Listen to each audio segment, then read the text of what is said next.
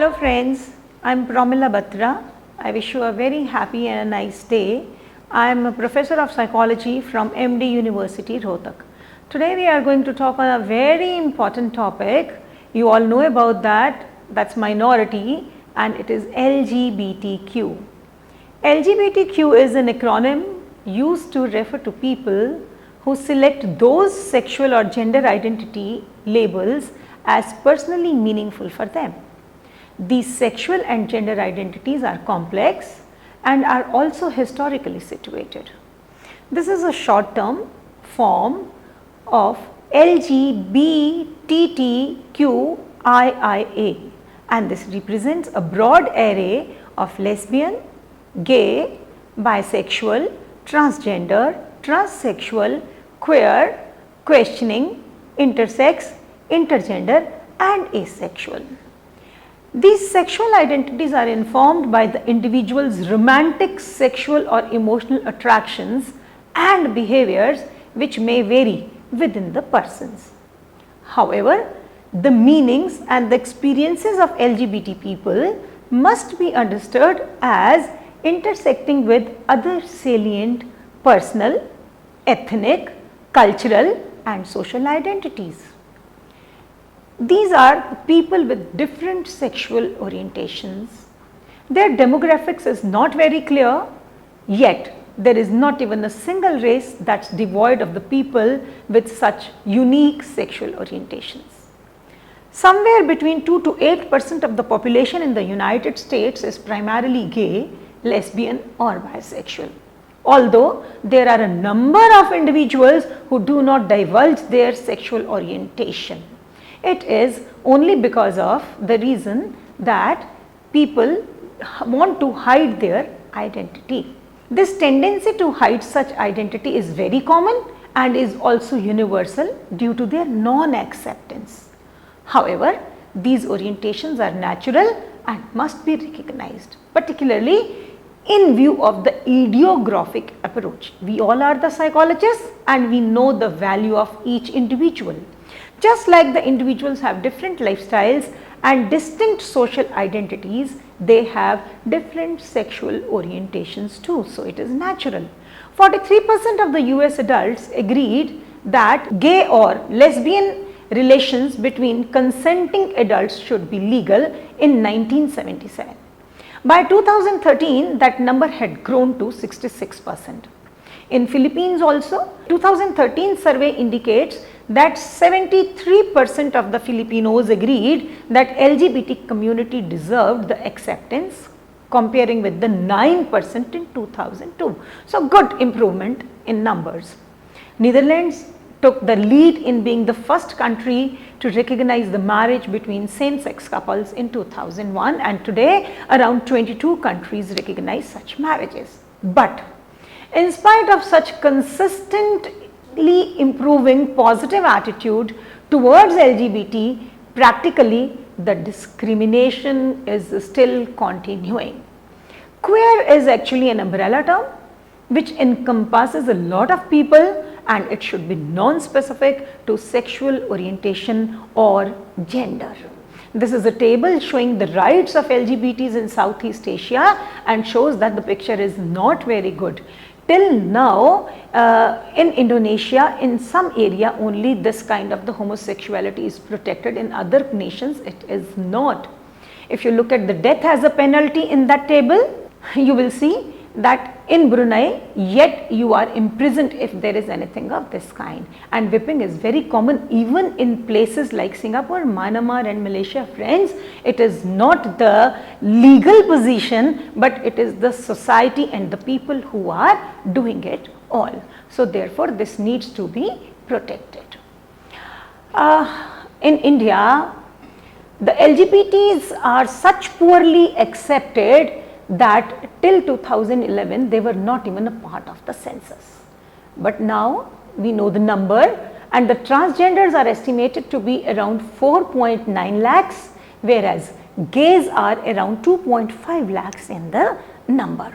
The recent research also shows that India remains deeply homophobic and over 73% of the Indians believed that it should continue to remain illegal. It was in 2013, 73% people said that it should remain illegal, while over 83% of the respondents believed that this is an idea imported from the West. It's a wrong notion. Definitely, if you have a look at the Kama Sutra or Hindu philosophy, you will find a vivid description of such kind of the activities in the scriptures and everything, that each variant of the sexual orientation is there, it can be seen there, but still it is considered as profane, a taboo and a stigma in India. The decriminalized homosexuality in a historic judgment by Delhi High Court in 2009 was again recriminalized in 2013 by the Supreme Court of India, further recognizing that the transgender community should be known as third gender or hijras in 2014 as legal, also protecting their right to personal autonomy and self-determination under Article 21, and finally agreeing to reconsider the abolishing of Section 377 in 2016.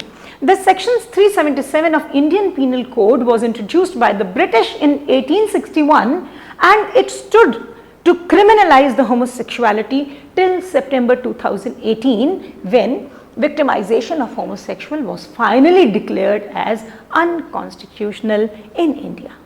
Friends, please understand, they are just different, not disabled. Let me say a quote by Jason Bateman. He says, it takes some intelligence and insight to figure out that you are gay. To figure out that you are a gay, and then a tremendous amounts of balls to live it and live it proudly. This is more important, that how do you live it more proudly.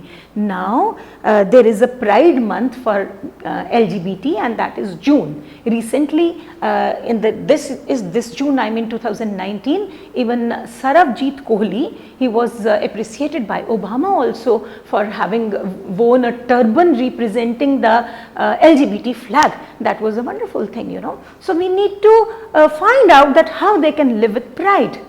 Then there is another quote by Bob Perez. He says, every gay and lesbian person who has been lucky enough to survive the turmoil of growing up is a survivor. Please note the word, he is a survivor. Conceptual model of contextual influences on LGBT indicates that it is an interactional process. There is an influence of our interpersonal interactions with the society. I mean, the society is important, the culture is important, the time is important, law and policy, school and community programs are all important, and this diagonal arrow is simply indicating that with the time the problem has simply reduced. Now, what is important for us to know is that what are the interpersonal factors.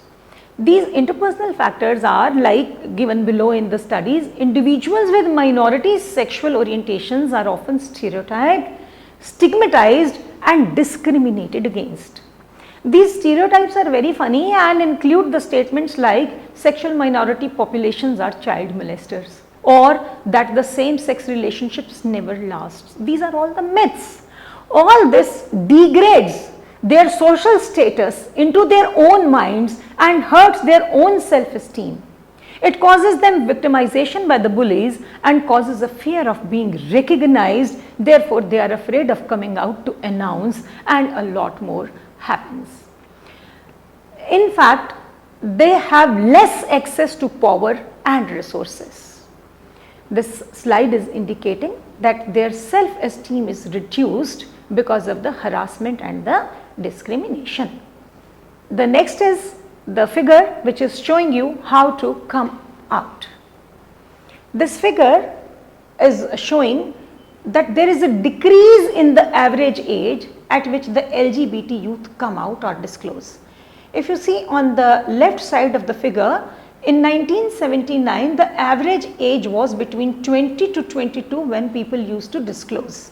Whereas now in 2010, you can, rather 2015, you can find a study by Barnes et al. The average age of disclosing has come out to be 12 to 14. This is a wonderful change which has come due to the political scenario and the social scenario. I would like to just tell you a few quotes by the LGBT people which are going to show you that what is their mental condition and you will be able to empathize. One person says that the reason why I did not come out to some of my friends is that I am scared if they find out they would not be my friends anymore.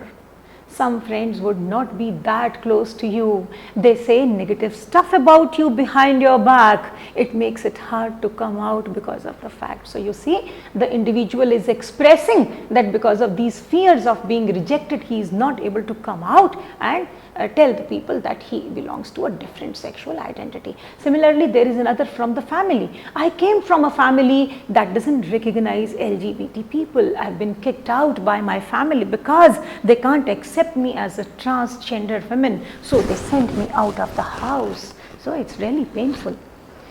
It means you are facing discrimination from the families. Although all youth are not facing such kind of the family repudiation, but yet those who are facing are at a greater risk for the depressive symptoms and then anxiety and even for the suicide attempts.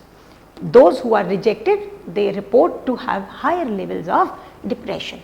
LGBT youth are more likely to experience rumination and suppress emotional responses on days that they experienced minority stresses such as discrimination, prejudice or maladaptive coping behaviors, which includes rumination, and all these behaviors were related to greater level of psychological distress. This is another study. At work and schools also people are discriminated. Sometimes they are not able to get the jobs. Many LGBT students cannot be employed or they are paid less. Their fund management becomes difficult. There are studies indicating that they are under more debt as a students, but we need to understand, I am a gay, no. I am a straight, no. I am lesbian, no. I am bisexual, no. I am transgendered, no. I am a human being. So that this discrimination doesn't have to be there. Another quote from the educational setup says, I have been dragged by my classmates for being a gay. Imagine dragging, and see, from the first floor to the fourth floor in our school building when I was young. Others even have been punched, slapped. There has been verbal and physical violence that has been occurring. How sad it is. Another quote, once in a class, the professor refused to use the female pronoun to call a transgender woman. I think she requested the professor to refer her with the female form, but the professor did not agree. Some professors will call a transgender woman sir, and it makes her uncomfortable. So people need to accept it. This slide is also again showing that if we are able to provide support into the school climates, probably then we can be helping the people. There is a need to have an LGBT inclusive curriculum as well. Religious issues are also very serious.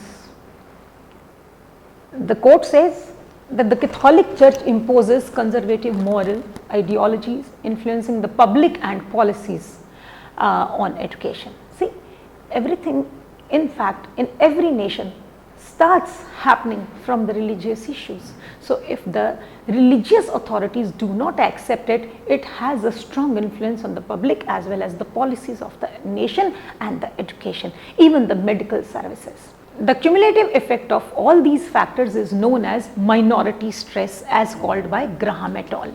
Mayer has given this idea and the theory, and he posits that there are three processes from distal to proximal.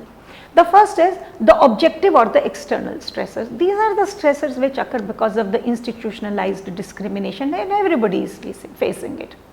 Another important issue is one's expectations that victimization or rejection will occur. When I think that I am going to be rejected, that creates an overload of the mental stress on me. And the third and the last is the internalization of those negative social attitudes. There are some people who listen to the things, but they don't internalize, they will throw it out. But there are others who are extremely sensitive and they internalize it. This is how the minority stress is caused. This theory also talks of how to do the appraisals, how to go in for coping and the emotional regulations so that the stress and psychopathology can be reduced. Let's just see that what is the impact of all these things, this discrimination which is happening to them on their mental health. US and international studies consistently conclude that LGBT youth report elevated rates of emotional distress, symptoms related to mood, anxiety disorder, self-harm, suicidal ideation and suicidal behavior in comparison to heterosexual youth. And if we compare these findings with the normal population, the difference is highly stark. About 18% of the lesbian and gay youth participants met the criteria for major depression and 11.3% for PTSD, whereas 31% of the LGBT sample reported suicidal behavior. In the normal, these were normal population, these rates were 8.2, 3.9 and 4.1% respectively. You can see the difference here. Another important issue is that these people are more prone to substance use, abuse and their dependence upon the substance. In one of the recent meta-analysis, Marshall has reported that sexual minority youth were almost 3 times as likely to report suicidality. The rates of the suicide are much higher, as you can see in this figure which has been given here.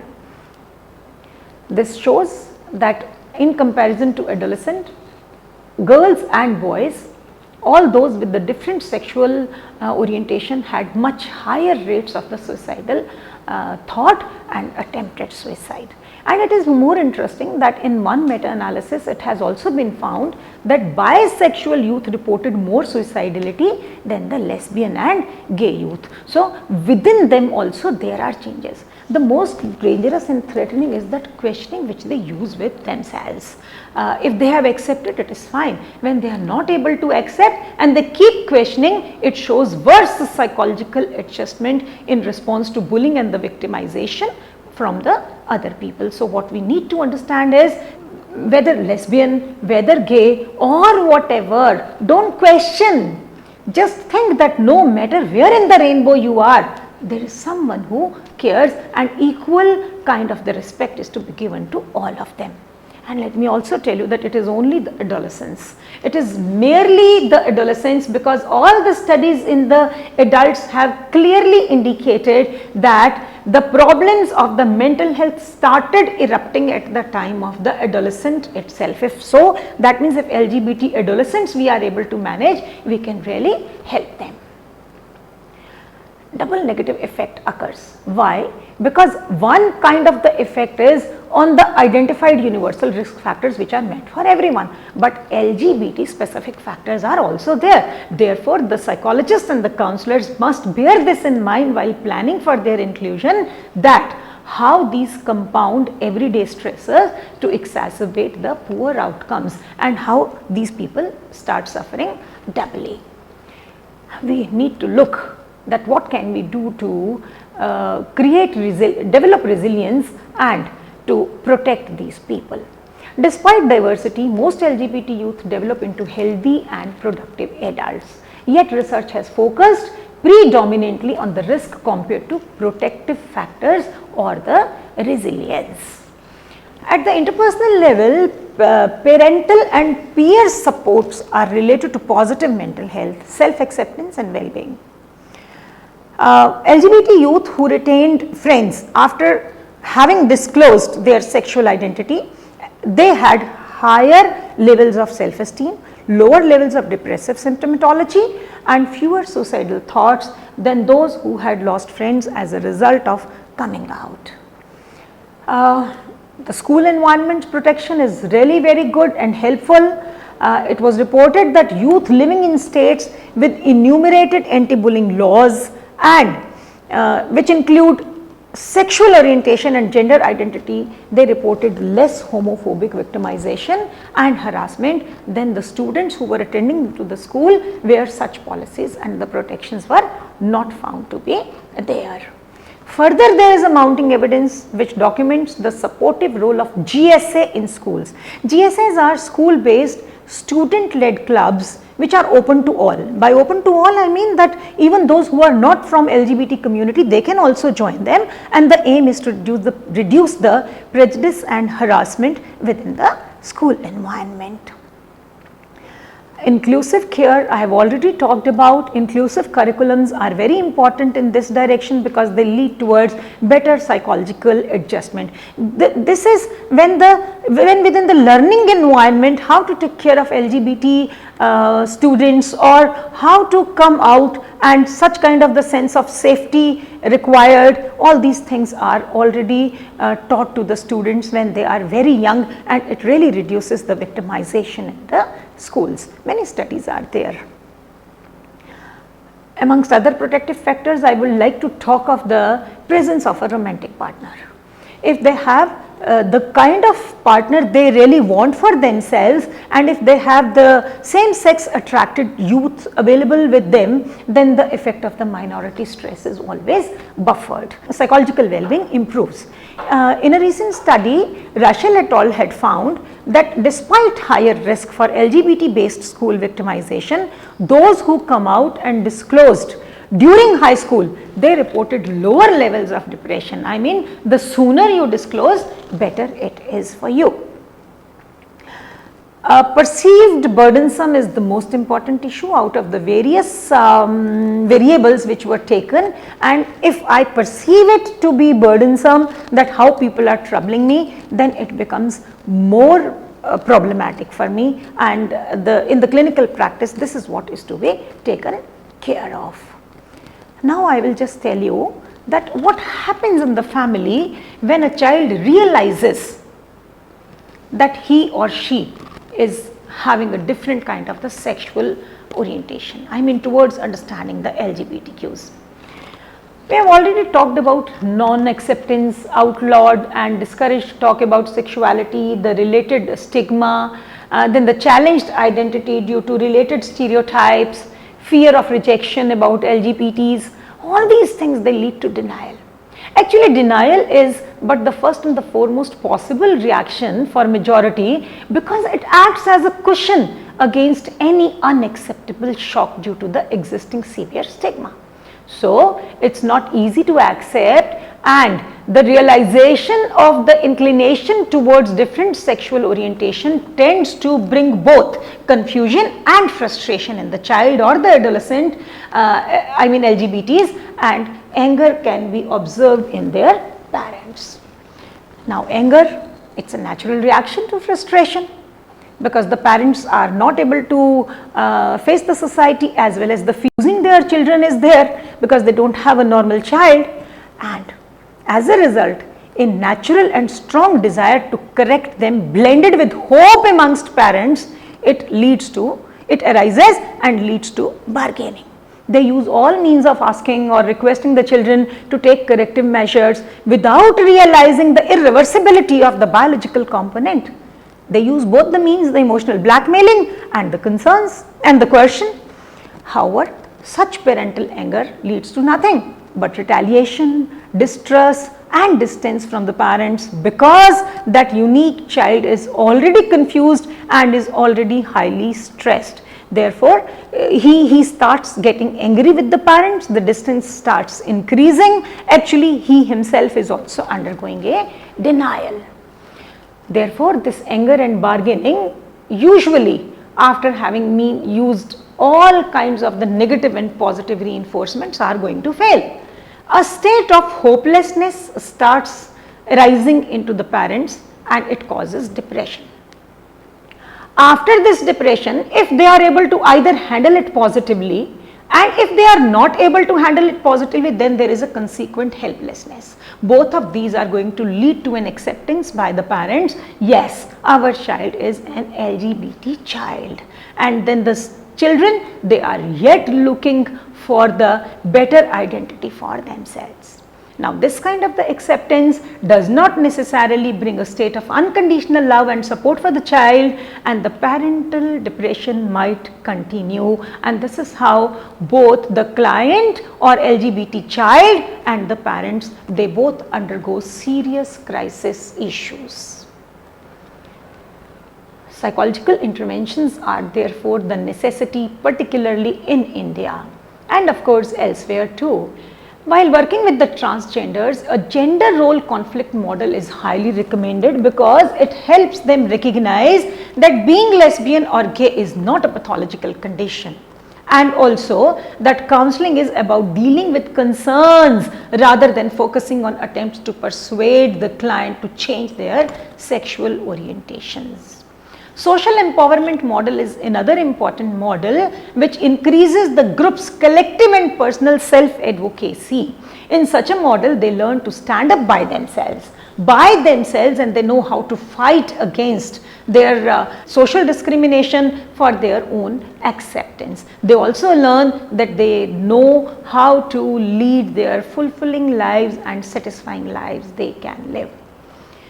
Psychoeducation is another important thing because stereotypes are really needed to be eroded off, like the sexual orientation is a choice. All that is to be removed so that people stop forcing their child to be converted or to be straightened, because it is really demeaning their self and it is highly creating a big loss to their mental health. Even in India, parents use unethical practices like rapes as corrective measures to straighten the gaze and without realizing that nothing is going to help here and the scientific principles are not known to them.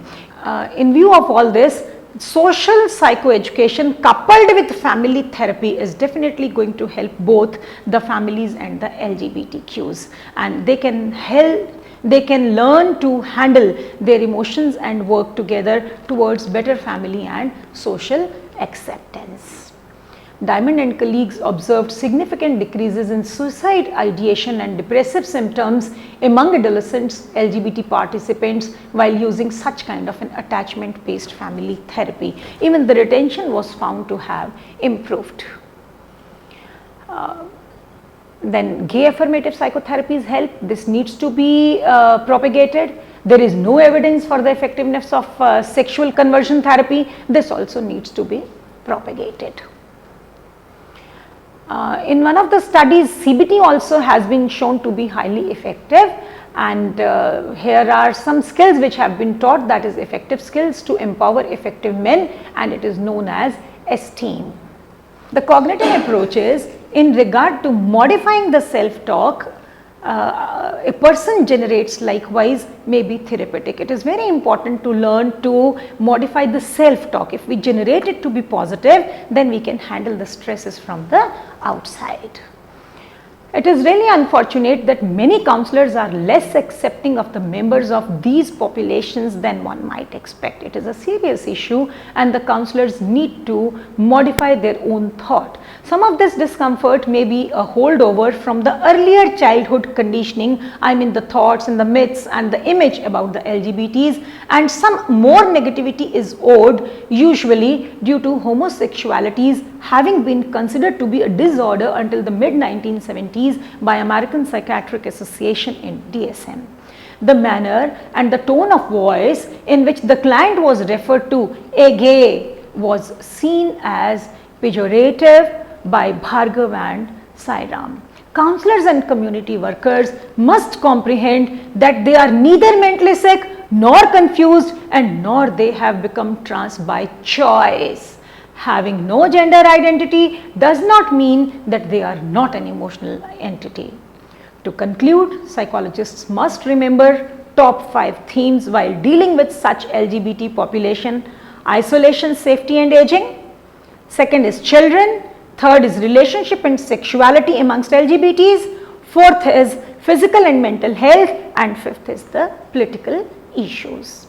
Government, media and internet can be utilized to educate people through TV programs for LGBTs, internet and social media. The education is going to reach a larger population and more opportunities can be provided to LGBT organizations or individuals on these platforms for the improvement.